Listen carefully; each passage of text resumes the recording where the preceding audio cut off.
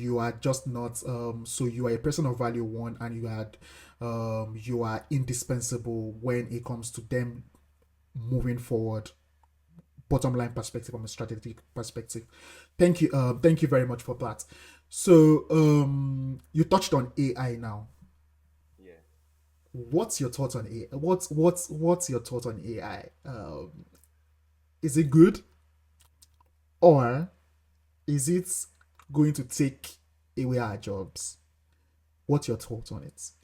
From a perspective of young professionals, yeah. I think that technology will always is a leveler, right? When um, television was released, people shouted, people screamed. When telephone was released, there was like a lot of noise. We had black box or devil's box, and so I think technology will always come and displace some job roles. For instance, we used to have a role called typist, Yeah. right?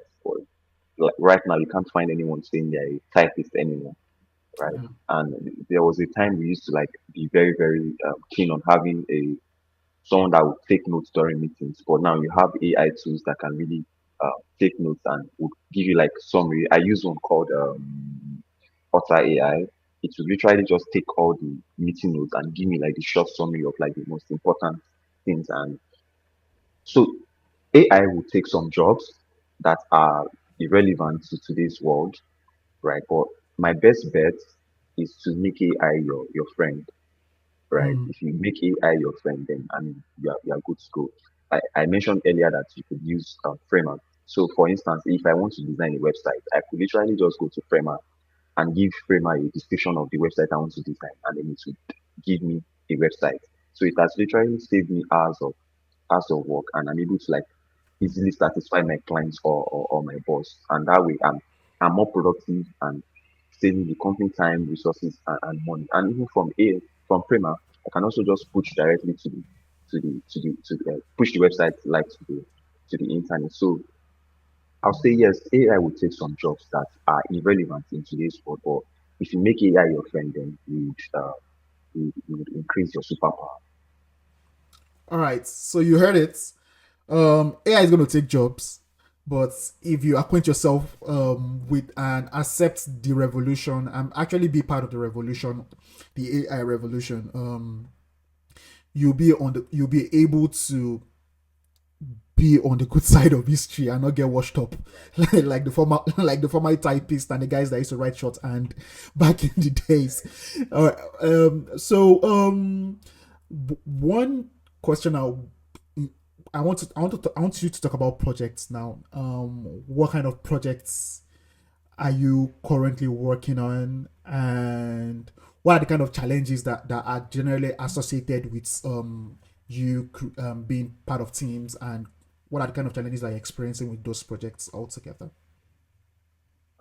So right now, I'm working on a product, and a fintech product, and I think the major problem we're having on the project is tools, APIs that we generally Mm. collect. Some of them cannot meet what we want, and we generally have to just build our own by ourselves. And for me, that's like the major problem that we are facing right now on the fintech side. And on my own personal project, which I'm trying to um, sort of just expand. And the major problem would be around finance, right? Because I mean, um, they say it takes money to make To money. make money. Yeah. So yeah. So the major blocker, I would say problem, major blocker is finance. And so let me just say this: I'm trying to like build a podcast startup, right? Where um, what I'm doing right now, but at a larger scale, which is things like really interesting and fun. But like the major blocker is funds and setting like that because podcast is not cheap, especially if one's like really do it well. It's not cheap. Getting tools, marketing, all those things, and building a podcast studio, they're like really expensive to do. Yeah. And yeah, so I think those two. The other part would be uh, that I probably don't have time to like do anything, right? Yeah, which is just on a personal level, because there's always like a lot to do, lots of research. I spend like a lot of time researching brands, researching products, and yeah, there's not enough time to do all of these things. Yeah. Okay. So should in case so in the future, guys, and should in case somebody is about to raise $10 million for a podcast startup, you heard it here first on how I did the podcast. And when you are raising and you eventually go public and we sit on Tech Cabal, I'll be able to cut out this part of the video and tell you guys that we were there and we're part of the shareholders that we're part of the stakeholders that made it happen. Thanks very much for sharing with us. So still on projects, what projects can you recall that you say like they were like your most proud projects that you can always refer to, say in your portfolio, for example? So 2022, yeah, I built a music platform, which is very dear to me. I mean, you can go there right now and just have fun yourself. It's called Calm. So basically, I used to struggle with getting songs from my tribe to listen to, right? So I want to listen to songs from my tribe, and then I have to go through my brother. That will then go through another person, and then the person will send it over WhatsApp. Then my brother would send it to me via WhatsApp, and I was like, this is not, it doesn't make sense. I want this song. I should be able to like go somewhere and listen to it. And typically, you say, let's go to Spotify, let's go to Apple Music, and but these songs are nowhere to be found on those platforms. The best place that you can find some of them is YouTube, and that was a major problem for me, right? And I needed to fix that, so I did, and it was really great. And right now we have over um, 300 artists on the platform with about um, I think 5,000 songs, and we do roughly uh, um, 1 million impressions, 1 million views on a monthly basis. And if you go to Google now and search for Elijah music or Ijo music, Cam is like at the very top search bar. So it's really just it's a daring project to me, and I'm just so proud I was able to like do that. It means that a lot of people are also looking to listen to songs from my tribe, but they are unable to find it. And when I did that and getting the comments like, "Oh wow, this is amazing, this is fantastic," I was really just happy about it. I mean, it's not a project that makes money; it's just something I did out of love, and I'm really just super proud of that. All right. So if anybody wants to get on that platform right now, how would they be able to do that? Is it a web? Is it an app? Is it a web app? It's a website. It's a Okay. very niche website. So if you're not Ijo, you're not Ilaje, and you're not into like exploring local music, then you probably not find it very useful. But if you're Ijo and Ilaje and you want to like dance and have fun and really listen to music from our tribe, then the website is kam.com.ng, and you have the fun of your life, seeing all the music that you grew up with, the music that are just coming like out this year. You find everything on there. All right, that's good. You guys heard it. Cam.www.cam.ng. Um, Can.com.ng. cam.com.ng. Thank you very much for that correction. You see, oftentimes what people don't seem to understand in business is that everybody wants to go for the big stuff, and by the time you look at all of this multinationals Yeah. that have gone on to do big things that have touched lives, Hmm. they what the fundamental of their business, even though they've made so much money on and they branched out to other things, the fundamental of their business is that they identify the problem and they solved it. A very good example, that story that people always go to, is Mark Zuckerberg. Trust me, if Zuckerberg was a frat boy that was having all the fun in school, he wouldn't have built Facebook. I guess because he was an I guess because he was a nerd and he needed to make friends and decided to create something that will solve his own problem, and he saw the potential in it because obviously he's a genius. And look at what we have today. I think like over 4 billion active users on that platform. Facebook is still growing, so Facebook is still not, is not dead in looking at the numbers that just came out last week. So so thank you very much for that. Now you talked about music, and this is a question I want to. So what song describes your life right now? Um, so I mean, I like some type of music. It might not like really appeal to everyone, which is like songs from my local Okay. tribe, village, right? I like literally listen to it all day, right? So thinking about it, mm, uh, okay, let me not do that. Let me just say, this Just champion by Fireboy. Let's do champion by Fireboy.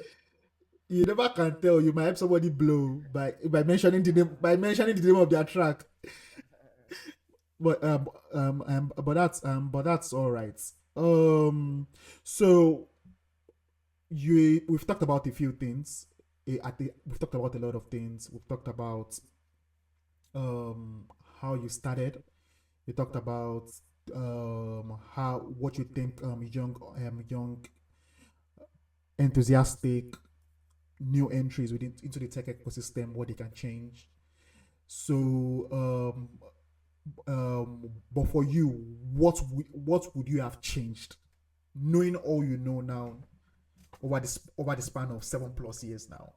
What would you have changed to like change the course of your journey to be much more efficient and faster to the Bayomi that we know now? I think that I would not be scared, and I would just do what I want to do, and I'll just take opportunities as they come. I'm going to give you an example. When I started design in 200 level, I got an offer to work with Venture Garden Group, VGG, which is ABC, and I sort of just I was scared that I don't know what will happen, and I just really declined the offer. And that would have been a very great place to start my career, right? But the fear in me just like really took over, like the great things that I could have done with it. So if I were to go back, I would just say, do not be scared. Just do whatever it is you want to do, and everything will be fine eventually. All right, you heard it first. You heard it here. Don't be scared. Go for it. Have I ever seen an opportunity and and not go for it? Me, I'm a totally different person. I tried. I take it, and the thing about it all is that how you felt with that particular opportunity is actually valid. Um, we all have this thing called imposter syndrome. Yeah, so despite the fact that you have an opportunity to work at a great company, you have an opportunity to work at a very good firm of an energetic startup. One thing is that from my own experience in my career, I noticed that nobody actually knows what they are doing.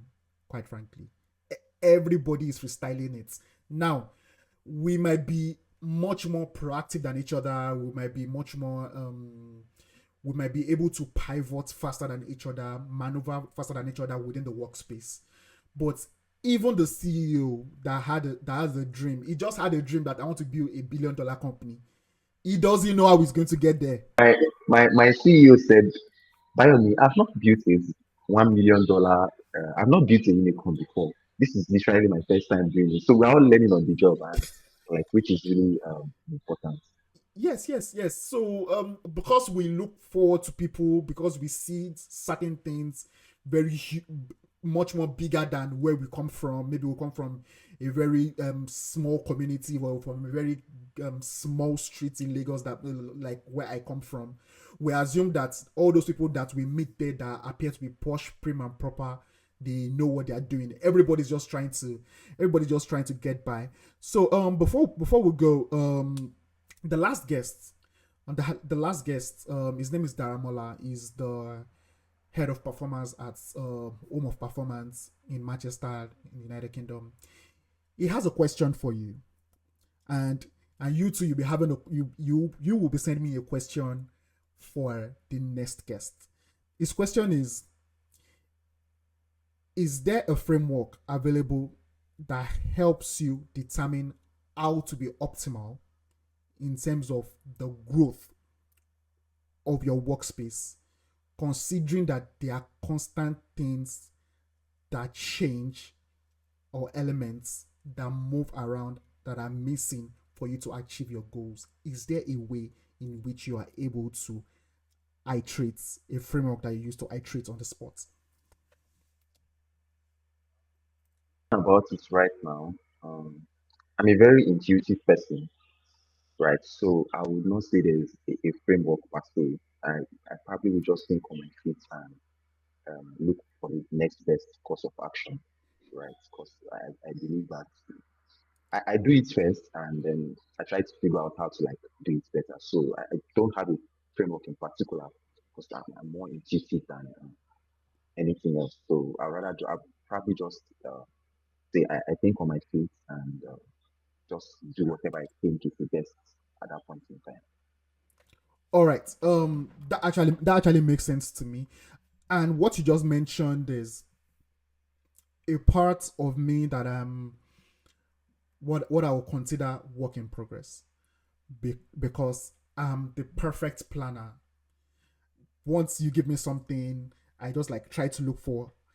I want to go out, and I know that I'm guaranteed a particular kind of result. And in the world that we are in, at times you just don't need to think about it too much. You get an email from a client, you have an idea, go for it. And because you have a very dynamic mindset, even if things are not going your way, you are trying to like make deductions, testing and learning as you go by to eventually make sure that everybody on the project, you and the client, you are happy with it, we are happy with the desired outcomes. All right, so I think we've done 30 minutes on the call already, and I just begged for 10 minutes. Pardon me. So thank you very much, Bayomi. It's actually been a pleasure. For all of us that want to reach out to Bayomi, just know that you have to go and queue. He's not a very much easy man to to get a grip of, and you can actually tell from what he just explained through in the last 30 minutes. So thank you very much, Bayomi, for joining. Having me, maybe I'll come back very soon and then we'll have like more interesting gist to talk about. Maybe eventually when I build my stuff or I don't know. Yeah, but I look forward to coming back here and sharing more stories.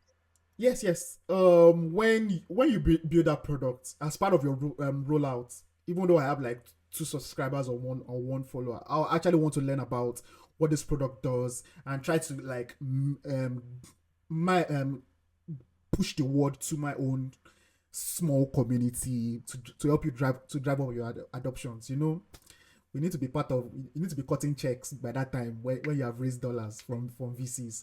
So thank you very much. See you very soon, and